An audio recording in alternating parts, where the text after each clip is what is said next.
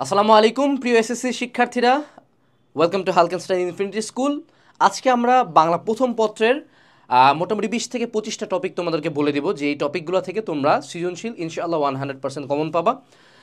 So সবাই ভিডিওটা মনোযোগ সহকারে দেখবা। তোমাদের সাজেশন সিরিজের এটা আরও একটা ভিডিও, এবং তোমার শুধুমাত্র মনোযোগ সহকারে দেখলে হবে না, মনে রাখবা বাংলা যখন আমরা কথা বলতেছি আমি তোমাকে টপিক বলে দিচ্ছি, তার মানে তুমি যখন যে গদ্যটা বা যে পদ্যটা পড়বা ওই যে সার্টেন এরিয়াটার নাম আমি বললাম, যে ধরো এই যে কল্যাণীর এই পার্টটাতে, সো ওই অংশটা, ওই গদ্যটার ওই অংশটা এবং ওই পদ্যটার ওই অংশটা ভালো মতো বুঝে পড়বা, যেটার বার্তাটা কি।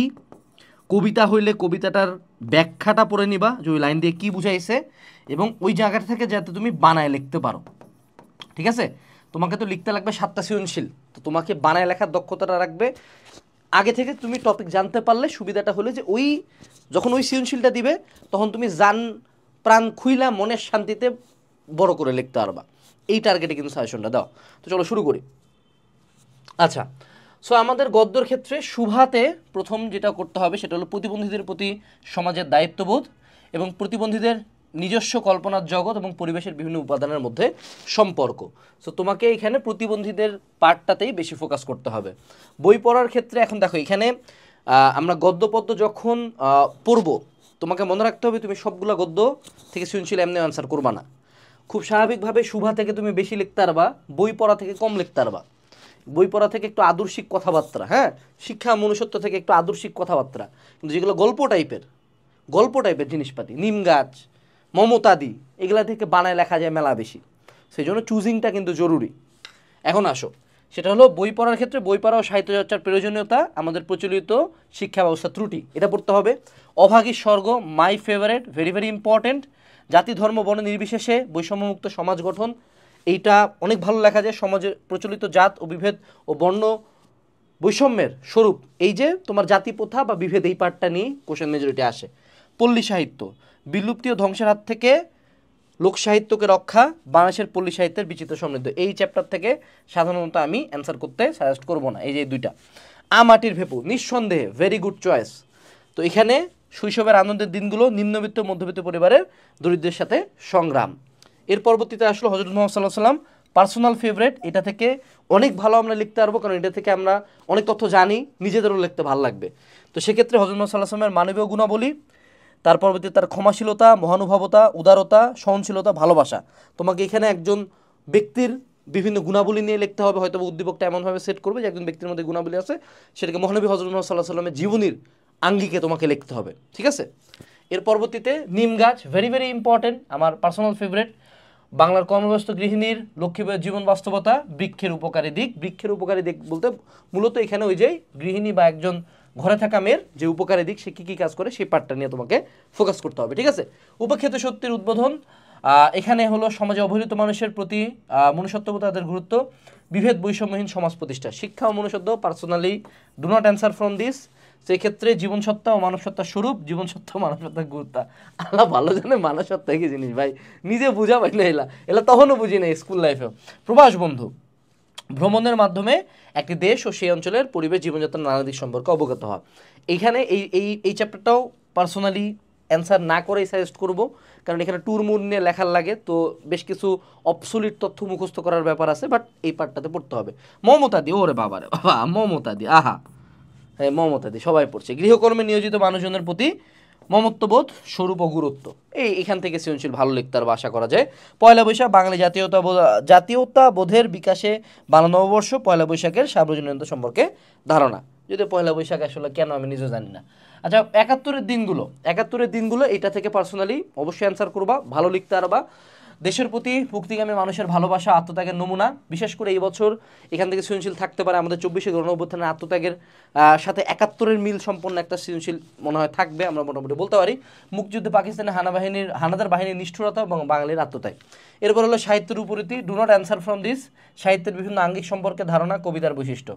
এরপরে হইল গিয়া নিয়তি, অবোধ প্রাণীর নিয়তি এবং অবোধ প্রাণীর প্রতি মানুষের ভালোবাসা, এটাও পার্সোনাল ফেভারিট, এখান থেকে অ্যান্সার করবা। ঠিক আছে, এই গেল আমাদের গদ্যর পার্টটা। এরপরে আসি হলো গিয়ে আমাদের পদ্যর পার্টটাতে কিন্তু আরও খুবই সিলেক্টিভ হইতে হবে আমাদেরকে, কারণ পদ্য সব অ্যান্সার করা যায় না, পদ্য সব পারাও যায় না, এবং পদ্যের ক্ষেত্রে সবসময় তুমি শুধুমাত্র লাইনগুলোতে ফোকাস না করে লাইনের ব্যাখ্যা যেগুলো, এগুলো কিন্তু ভালো মতো পড়িও, বারবার বলতেছি। কারণ তোমার মনে করো সৃজনশীল টাইনা টুইনা বানায় লেখে পার হইতে পারো, কিন্তু যখন সৃজনশীল তোমার এমসিকিউতে দিবে ওই সেম যে নিচের লাইনটিতে কি প্রকাশ পেয়েছে, তখন কিন্তু খবর হয়ে যাবে। কিন্তু এই জন্য ব্যাখ্যাগুলো ভালো মতো পড়িও, গাইড থেকে এমসিকিউ পড়িও, নাহলে কিন্তু ধরা খাবা। তো এখানে হলো বঙ্গবাণী, নিজ মাতৃভাষার প্রতি কবির গভীর অনুরাগ, কপোতাক্ষ নদ, এটা পার্সোনাল ফেভারেট, ফাটায় লেখা যায় my dear Madhusudan bro. So এখানে স্মৃতিকাতর আবরণে কবির স্বদেশ প্রেমের স্বরূপ, জন্মভূমি নদীর প্রতি স্নেহকাতর স্বরূপ, এটা গেল। জীবন সঙ্গীত, সংসারে নিজ দায়িত্ব নিষ্ঠার সঙ্গে পালন, মানব জীবনের প্রকৃত তাৎপর্য অনুধাবন, জুতা আবিষ্কার, এটা আবার পার্সোনাল ফেভারিট, মেলা লেখা যায়, অযোগ্য ব্যক্তিদের কাছে দায়িত্ব প্রদানের বিপদ, নেতৃত্বের প্রয়োজনীয়তা, ঝর্ণার গান, বাইরে ভাই এটা জীবনে অ্যান্সার করিস না ভাই, পাহাড়ি ঝর্ণার সুন্দর যায় আমি জানি না ভাই এটা। এরপর হলো মানুষ, জাতি ধর্ম নির্বিশেষে মানুষের মহিমা, বিভেদ বৈষম্যহীন মানব সমাজ গঠিত মানুষ, এটা তুমি অ্যান্সার করতে পারো ভালো। এরপরে সেদিন এই মাঠ, এই নিয়ে কোনো সন্দেহ নাই, এটা অ্যান্সার করা যায়, ভালো লেখা যাইতে পারে এখান থেকে। প্রকৃতির সৌন্দর্য, মানুষের সৌন্দর্য পিপাসু সত্তার ধারণা, চিরন্তনতার ব্যাখ্যা, পল্লী জননী, সন্তানদের প্রতি মায়ের অকৃত্রিম ভালোবাসা, এখান থেকে অ্যান্সার করতে পারো। আবার আছে শিক্ষা মনুষ্যত্ব, আল্লাহ কইতে এলো, এই সেম জিনিস আমি জানি না এখানে করতে আসলো। আশা, এটা থেকে আমি অ্যান্সার করা সাজেস্টই করবো না, আমি কোনো আগন্তুক নই, এটা মোটামুটি অ্যান্সার করা যায়।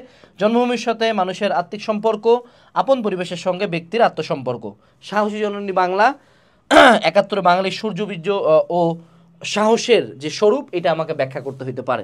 এই যে কোনো সময় যখন তুমি শুনবা যে স্বরূপ ব্যাখ্যা করো, এই ব্যাখ্যা করো, ওই ব্যাখ্যা করো, বাংলা কথা হইলো তোমাকে আগে উদ্দীপকটা লিখতে লাগবে, তারপর কবিতা বা গল্পের ওই পার্টের অংশটুকু যেটা উদ্দীপকের সাথে মিল খায় ওইটা লিখতে হবে, লাস্টে কিছু বুজুং বাজাং দিয়ে দিতে হবে।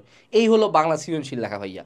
এরপরে আসো, সেটা হলো বাই দা ওয়ে বন্ধুরা, তোমাদের এই যে পুরো সাজেশনটা আমরা যেটা দিচ্ছি সেটা হলো গিয়া তোমাদের কিউএনএ এসএসসি সাজেশন থেকে, এটা গোটা বাংলাদেশের 1 নম্বর সাজেশন বর্তমানে এসএসসি লেভেলের জন্য, এবং এখান থেকে কিন্তু ইনশাআল্লাহ 75% কমন আসবে, এবং এটা একটা সলিউশন পার্ট আছে যেটা বাজারে সব টেস্ট পেপার মেডিজির একটা কমন পার্ট আর কি, 70-80% কমনের নিশ্চয়তা সহ। এবং সেই সাথে এখানে তুমি যে টপিকগুলো দেখতে পাচ্ছ এগুলো হলো আমাদের মোস্ট ইম্পর্টেন্ট টপিকসগুলো এখানে দেওয়া আছে। এর বাইরে এই টপিকগুলোকে 3 ভাগে ভাগ করা যায়, বোর্ড এ প্লাস, বোর্ড প্লেস, 3 ধাপে টপিক বিন্যাস আছে। সো 3 ধাপে টপিক বিন্যাসে যদি তুমি আরও ডিটেল সবগুলা সাবজেক্টের সাজেশন চাও তাহলে অবশ্যই এই বইটা অর্ডার করতে হবে ভিডিও ডিসক্রিপশন বক্স থেকে। তো এর পরবর্তীতে আমাদের সহপাঠ পার্সোনাল সাজেশন 2টা পড়া যাবে না, যে কোনো একটা থেকে অ্যান্সার করতে হবে। একটা পড়তে হবে এমসিকিউর জন্য, একটা পড়তে হবে সিকিউর জন্য। তুমি যদি আমার কথা শুনো পার্সোনালি, বহিপীর আর কাকতারুয়া দুটার মধ্যে ইনফরমেশন কোনটাতে বেশি আছে? যেটাতে তোমার কাছে ইজি মনে হবে, যেটা তোমার কাছে তথ্য কম মনে হবে যে না আমি মনে রাখতে পারতেছি, সেটা পড়বা। আমি যদি পার্সোনালি বলতাম, আমি পড়তাম হইল গিয়া বহিপীর, কারণ কাকতারুয়াতে বুধার মধ্যে মেলা কয়টা ক্যারেক্টার হইয়া, আর বহিপীর হলো এক বুড়ায় নৌকায় বয়া থাকে, এক বেডিরে পালায় যায় আরেক পোলায়, এইটাই হলো কাহিনী। হ্যাঁ, তো এই ক্ষেত্রে আমার কাছে Bohipir is a easier choice rather than Budha. এনে মেলা ক্যারেক্টার, হের বাড়িতে বোম মারছি, হ্যাঁ একটা বেডির লগে প্রেম, মেলা কাহিনী ভাই, মেলা কাহিনী কাকতারুয়াতে। হ্যাঁ, সো এই জায়গায় বহিপীরটা আমার কাছে easier choice, but don't listen to me, আমার কথা শুনতে লাগবে না, তোমার কাছে যেটা ইজিয়ার মনে হয়, যেটা তত তুমি মনে রাখতে পারো, সেটা তুমি পড়বা। সো মানবিক মূল্যবোধ ও নৈতিকতা বোধের জাগরণ, গ্রামীণ সমাজ জীবনের প্রচলিত বাল্য বিবাহ, জোরপূর্বক বিবাহ, এই মালটাতেই সবাই ফোকাস দিবে, বাল্য বিবাহ আর জোরপূর্বক বিবাহ, নারীর মানসিক দাসত্ব, এই যে ফেমিনিজম থেকে কোশ্চেন থাকবেই।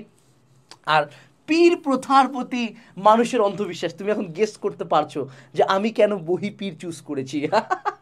আচ্ছা যাও, আর কাকতারুয়ার ক্ষেত্রে রিসনের মুক্তিযোদ্ধাতে ফোকাস থাকবে, এবং স্বজনহারা দিশেহারা কিশোর বুধার চরিত্রের স্বরূপ, পাকিস্তানি বাহিনীর নির্মম হত্যাকাণ্ড, স্বাধীনতা সংগ্রাম। সো মুক্তিযুদ্ধ রিলেটেড একটা না বেশ কয়েকটা কোশ্চেনই তুমি পাবা। সো এই পার্টটাতে একটু লেখার অভ্যাস করিও যে তুমি এখানে কি কি অ্যাড করবা, কিভাবে তুমি লিখবা। সো এই ওভারঅল আমাদের বাংলা প্রথম পত্রের সাজেশন। হ্যাঁ, বাংলা দ্বিতীয় পত্রের সাজেশন দেন, সমস্যা নেই, বাংলা দ্বিতীয় পত্রের জন্য তোমাদের একজন টিচার আসে, বেশ কিছু এমসিকিউ সলভ করাই দিবে। সো ওইগুলা থেকে মোটামুটি কমন আসবে, বাট অবশ্যই যে কোনো সাবজেক্টের যদি তুমি ঈদের পরে কিন্তু পরীক্ষা হবে, ঈদের পরে অবশ্যই কিউএনএ সাজেশন উইথ সলিউশনটা ভালো মতো পড়বা। ঈদের আগে আগে এটা ডিসকাউন্টের অফার কিন্তু শেষ হয়ে যাবে, এখন কিনে রাখো, ঈদের পরে পড়িও। আসসালামু আলাইকুম, টাটা।